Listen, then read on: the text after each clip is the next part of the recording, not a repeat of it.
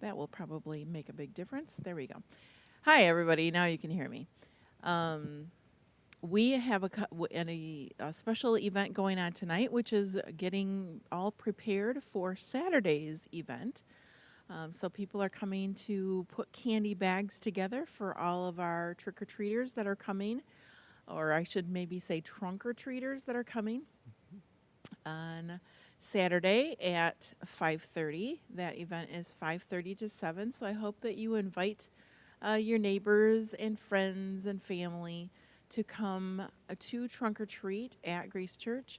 It's drive-through style this year, so we are looking forward to that and doing something a little bit different and just having some fun with families. So please contact the church if you want any more information about that, and we will be happy to help you out. Also, we are just looking forward to the next section of our series that is going into choices starting on Sunday. So we are still in the great ones. We talked about chapters during the month of October, but in the month of November, we're moving on to choices to make. So great examples in the Bible of people who had to make choices and how we can learn great, great lessons from their lives. So I'm going to turn this over to Pastor Don, and he's going to share a different look. Hey there. This past Sunday, we looked at our last chapter for the month, and it was Hebrews chapter 11, known as the faith chapter. One of the things that we did on Sunday is we looked at a definition of faith, and a sort of a long definition, but in technical, was given to you. It says the confident obedience in the reliability of God. So if we think of that, the confident obedience in the reliability of God, but then I expanded that. God what? God's proven character, conduct, and communication. In other words, who God is, what he's done, and what he has said to us. And that should take place in regardless of the type of consequence or circumstance that we find ourselves in. That's what faith is. It just believes in God, and it doesn't matter what else is going on around you. Now, the question is, if you have faith, can that faith be shaken? Can that faith sometimes be going 100 miles an hour and then drop back to 10 miles an hour, in the sense that you don't have as much faith as what you used to have? Well, we're going to look at one of my favorite little stories in the Bible in Matthew chapter 14. So if you want to turn there, it's a story about faith. And it's a story that I think many Christians can relate to, because we all tend to have moments of great faith, good faith, and what happened to my faith, okay? And it doesn't mean that you don't believe in the Lord, but what it means is you can be distracted, so your focus isn't on God. And that's what we're going to see here in Matthew 14, verse 22 through 33. It's the story of Peter. We know the story as Peter and his walking on the water. So as you turn there, I'm going to that passage in my Bible. And in Matthew here, 14, when we look at this, we see that this passage follows right after the feeding of the 5,000. Jesus had his disciples over there, a large crowd. We know that there could have been thousands and thousands of people. Particularly, we hear the number 5,000. Generally, Jews just counted the men. There could have been a crowd. Commentators say 10 to 15,000 people. Jesus fed them, and in the feeding of them, he involved his disciples, and he asked them to help him, asked them to come alongside and meet the needs of the crowd. Well, the disciples, for the most part, many of them were hesitant. They didn't know what to do. I think some of them didn't know that Jesus could actually feed that many people. They knew they didn't have enough money. There was probably no close towns or stores where they could get the amount of food needed for these people. But in that story, in Matthew, early Matthew 14, we see that Jesus does a miracle in the sense that he takes fish and loaves and he dispenses them and breaks them, and the food is multiplied. In John 6, we're told how he was able to do it, because there was a lad there, a young boy, I always say, who had been to McDonald's, had a couple fish sandwiches, gave them to Jesus, and Jesus used what this young boy had in order to feed the multitude. It really wasn't the adult disciples. It was just a boy. And you have to ask yourself, here's a boy, maybe first time he had ever met Jesus, heard of Jesus. He had enough faith to give what he had to the Lord, and the Lord used that little bit of faith to do a great miracle. Immediately following that, we're now in Matthew 14, and we're going to look at verse 22. It's a good story, a lot of humor in it. At least you should be able to see the humor in it. In verse 22, it says, immediately after the feeding of the 5,000, it says after this, Jesus insisted that his disciples get back into the boat and cross to the other side of the lake while he sent the people home. After sending them home, he went up into the hills by himself to pray. Night fell while he was there alone. Meanwhile, the disciples were in trouble, far away from land, for a strong wind had risen, and they were fighting heavy waves. About 3 o'clock in the morning, Jesus came toward them, walking on the water. When the disciples saw him walking on the water, they were terrified in their fear, and they cried out, "Oh my gosh, we think it's a ghost." Jesus spoke to them at once and said, "Don't be afraid." He said, "Take courage, I'm here." Now we'll pause here and look at the rest of the story in a little bit. But here's some thoughts as we look at the story of faith. And I think what Jesus is trying to do is teach his disciples the meaning of faith. They hadn't done a great job just prior to this with the feeding of the 5,000. So I think he puts them in a laboratory experiment, if you will, to see how well they will respond. Now, they just saw feeding of the 5,000. Surely they should have tremendous faith in him.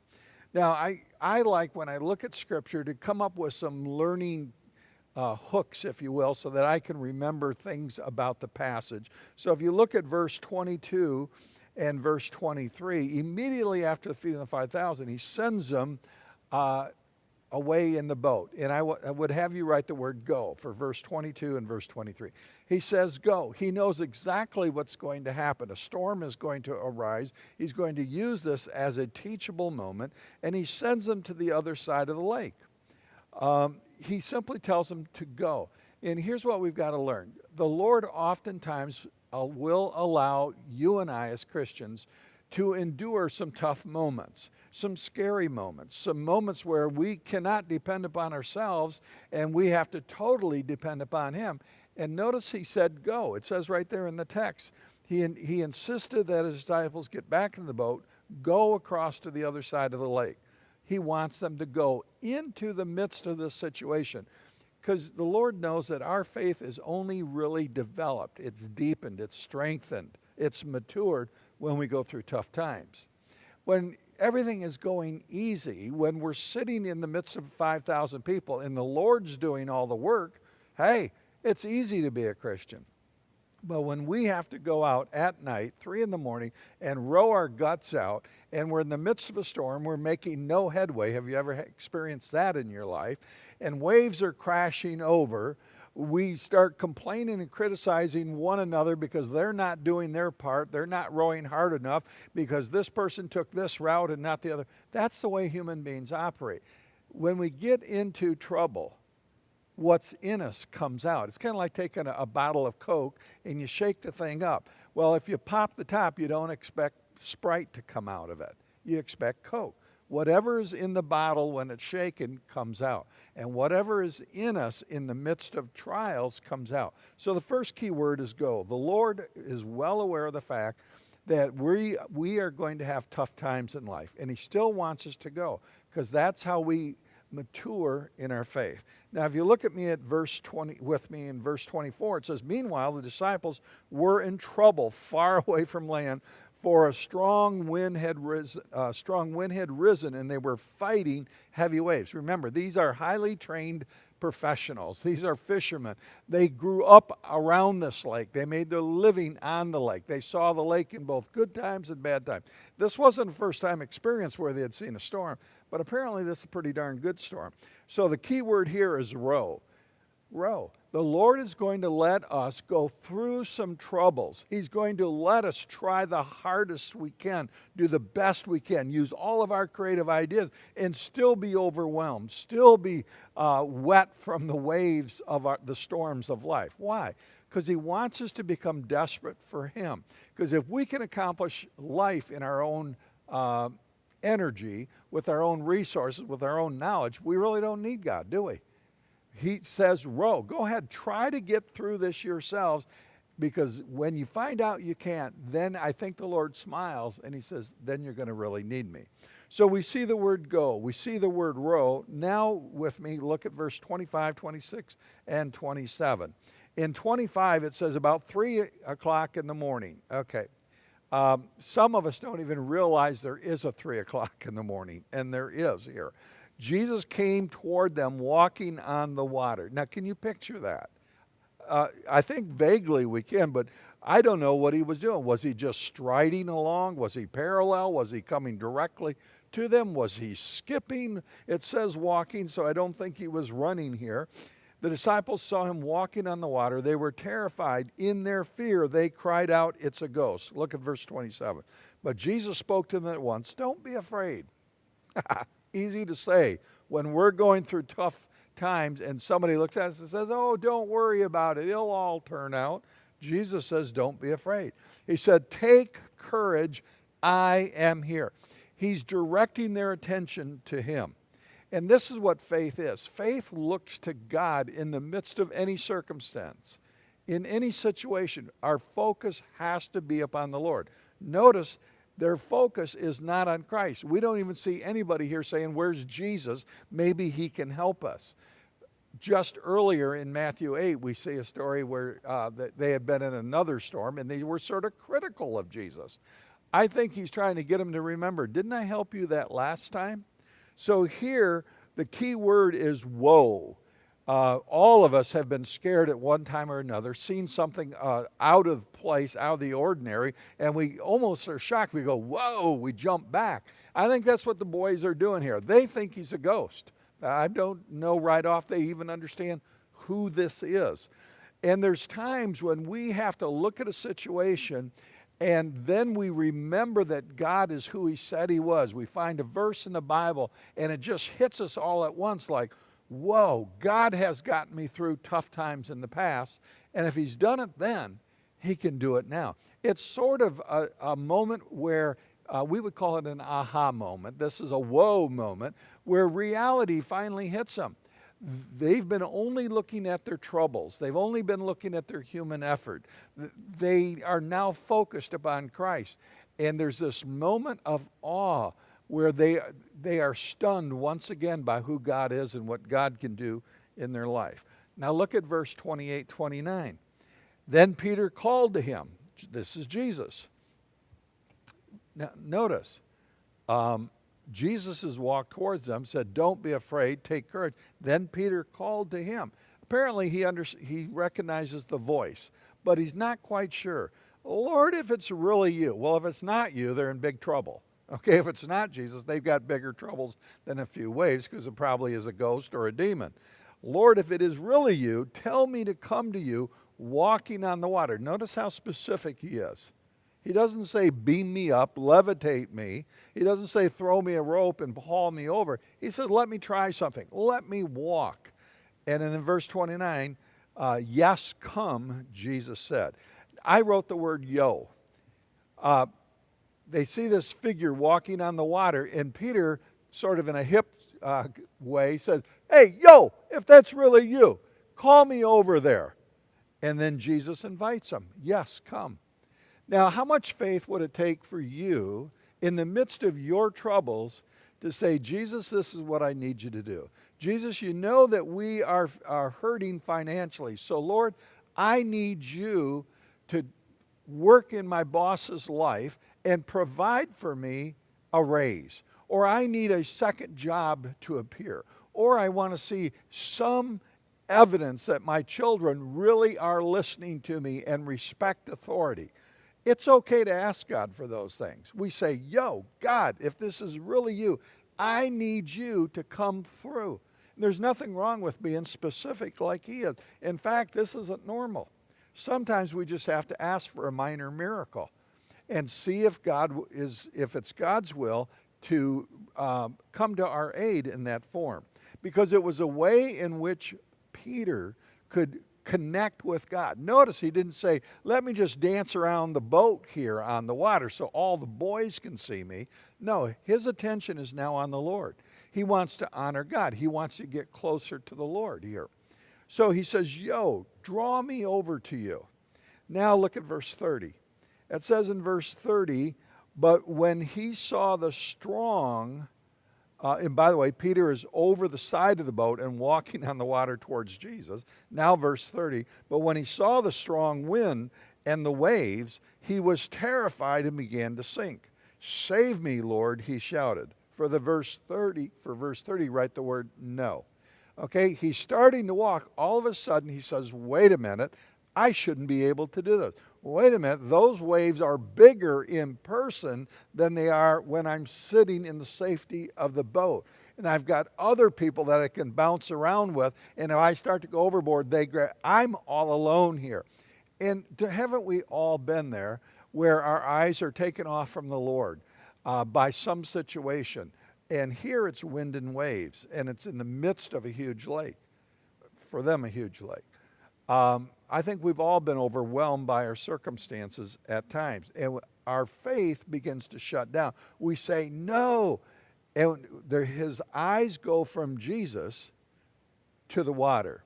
His ears go from listening to the commands of the Lord to hearing just the waves as they're crashing upon him and upon the boat. This is humanity at its best. This is humanity. He is doing something he should not be able to do through the power and the grace of God, and he takes his eyes off from that, and he begins to look at his natural surroundings. That's a story throughout Scripture. From the very beginning of the Bible, Adam and Eve, living in the presence of God, they took their eyes off from God and listened to a serpent and looked at a tree with some sort of fruit in it. Whenever we take our eyes off the Lord, we get ourselves in trouble. We begin to say no to God, and really we begin to shut down emotionally, physically, and spiritually. Look at verse 31. Jesus immediately reached out and grabbed him. Isn't that great? The Lord is just always close enough where he can get a hold of us, where he can help us, where he's there to aid us and come alongside of us. And it's all Peter had to do is save me, Lord. He had to admit that he was in trouble. He had to admit that he had no solution out of this. He had to admit that he needed God. That's not evidence of no faith. That's evidence of faith. It may not be a whole lot of faith, but it still shows he's trusting in God. So the key word here is so. Verse 31. Look at that. Jesus immediately reached out and grabbed him. You have so little faith. Why did you doubt me? I think Jesus is saying, so, Peter, what did you learn here? What did you learn? And he puts the ball, if you will, back into Peter's court. Peter, you were doing great. You got out of the boat. No one else trusted me. You did. Yay. And he said, you started walking across here. It'd be nice to know how far he went. You're a little wet. Your hair's a little windblown. But you were coming towards me. And all of a sudden you started to sink. So, Peter, what did you learn? You and I periodically need to look at our moments of weakness, look at the times where our faith has shrank, look at our doubts and say, what have we really learned about Jesus? What have we learned about ourselves? What have we learned about the nature of faith? Everybody else is sitting in the boat. They're sitting where it's somewhat comfortable. They're sitting where they can still control life. They weren't willing to get out. Peter was. And I think this is why Peter became the great man that he is. He had to learn a lot of lessons, but he became the head of the apostles in that sense, the spokesman. And God used him greatly because I think he was always willing to take a risk, a faith risk, trust Christ in the midst of things. And we never know if we're growing, really, if we're not asking ourselves, so what have I learned through my failures? What have I learned from my troubles? And what have I learned when God has reached out and got a hold of me? Here's the last point, and it's in verse 32, 33 of the story. Notice when they climb back into the boat. Now, who's they? Okay, ask yourself, who was outside of the boat? It was Peter and who? Jesus. Okay, so when Peter and Jesus got back into the boat, the wind stopped. Now, this had nothing to do with Peter. The object lesson is done. Jesus was trying to teach them something about faith. They have learned the lesson. Even the boat huggers have learned a valuable lesson here. Peter surely did. The problem stopped. And one of the great principles of life is that the winds always stop. They can blow, they can howl, the waves can crash. Ultimately, it's smooth sailing again. Lord lets us go through problems so we can learn from the problems to be closer to Him. It goes on, verse 33. Then the disciples worshiped Him. When God comes to our rescue, He's worthy of our worship. Now, He's worthy of it anyway, but especially when He has resolved our problem, when He saved our butt, if you will, when He's come alongside to aid us. And now look at their great aha moment. It says, "You really are the Son of God," they exclaimed with great passion. Now, the key word here is know. They came to know who Jesus is. Not because they went to church, not because they had a Sunday school class, not because they were listening to a song. They came to know that Jesus is the Son of God because the problems that they went through forced them to look at Him differently. They learned faith firsthand. The importance of trusting on Him, looking in Him, no matter what the circumstances are. Key words in Matthew 14, 22 through 33. Go, row, woe, yo, no, so, and K-N-O-W. Know that Jesus is there for you when you need Him. Those are all great lessons. It's a lesson of faith. God uses troubles in our life to get our attention focused on Him so that He can reach out and touch us and be alongside us as we go through these difficult times. All right? Hey, have a great week. We hope that you will exercise your faith this week by trusting the Lord to reach out and talk to somebody about Him. You'll exercise your faith by reading your Bible. You'll exercise your faith just by praying and trusting the Lord for some new insights into who He is and what you should be doing with your life. Faith is where it's at as a Christian. We hope you have a great week. Take care.